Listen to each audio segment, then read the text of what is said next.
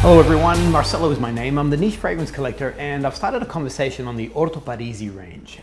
Alessandro Gualtieri, love the guy. Everything with Alessandro, there is a purpose and a design. It's not just by chance. Do you know what Seminalis means? Let me answer that this way. I had a friend, or have a friend, who I haven't seen for a couple of years.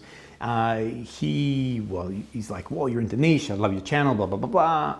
I love perfumes, what would you recommend? So I went to see him and I put forward a whole bunch of different perfumes, and one of them was Seminalis. Now, I love doing what I'm about to share, and that is, I get to this particular fragrance and I say to the individual, do you know what Seminalis means? And of course, they're like, no idea. Do you know? Say it to the screen. I can't hear you, but I'll be curious to know whether you know it also. And I then say, it means semen. It means semen in Latin. I always do a pause too, just to, for dramatic effect. And I get two responses. Number one, they're like, oh, gross. Are you saying that this smells like semen?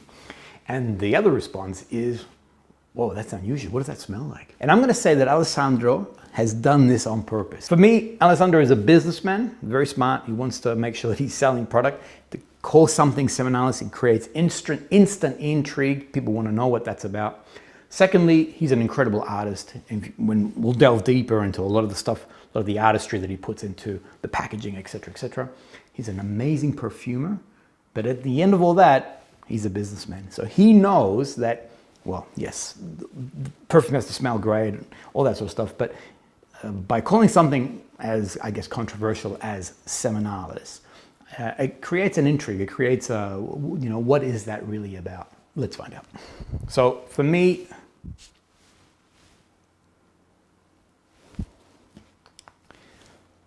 I'm going to spare you the suspense. At the end of all the ORTO PARISI range, I'm going to do a top 5. This is in my top 5. When I first came across ORTO PARISI, this was the very first one that I bought. For me, from an olfactory point of view, there's an instant attraction to it. When then I started finding out or delving deeper into what is this fragrance about, I'm sold. It starts off with a very milky, buttery, creamy sort of component to it. It then evolves into these beautiful flowers. And finally, it settles into a very light sandalwood style of fragrance. It never loses that creaminess that you experience at the very beginning. At the start, it is almost, the best way for me to describe it, it's almost butter-like. It has a butter-like, and butter-like not in a, think of like luxurious cooking and those, like something that is buttery. I'm thinking of, for those, if you ever come to Melbourne, you need to go to Lune Croissant. I'll put a link here when I went there with George Zaharoff. But it's that kind of Moorish, it's that kind of just deep desire that you want to partake of. Why call it Seminalis? Apart from, as I mentioned, apart from the pure marketing component of creating some sort of intrigue in that. Now, there's a study. And this is what Alessandro is drawing on. What drives the sperm to the female egg? And the study showed that the female egg actually releases a scent, and it's like a lily of the valley kind of smell. It's actually, the compound is called virginal. And now again, Alessandro does not reveal the notes that are in his fragrances, but in this case here, he actually mentioned that there is this synthetic compound that's been created called virginal. And it's the same scent that drives that sperm to the ovary. To define that scent, it's classified as a light floral with sandalwood nuances. It's like an aldehyde that just creates this, there's a softness to it. Now, if I stop, forget about notes and blah, blah, blah, blah, and just to smell this fragrance, this is softness. So this is sensuality. There are some fragrances that are designed, I guess, for lustful desires. They have that, there's something in there that just, I don't know. For me, Narcotic Venus, also by Nasumato, is like the ultimate, I did a video and I said that whenever I smell Narcotic Venus on my wife, I have impure thoughts. This is not that fragrance. My wife also wears this fragrance. But there's a softness to this. This is love, but on a different level. This is not a lustful desire. And let me just cut the suspense. This is definitely about sex. But this is about intimacy. This is about tenderness. This is about, and again, if I go back to that note of the virginal, Alessandro is saying that life has been created because of scent. And I love the poetry of that.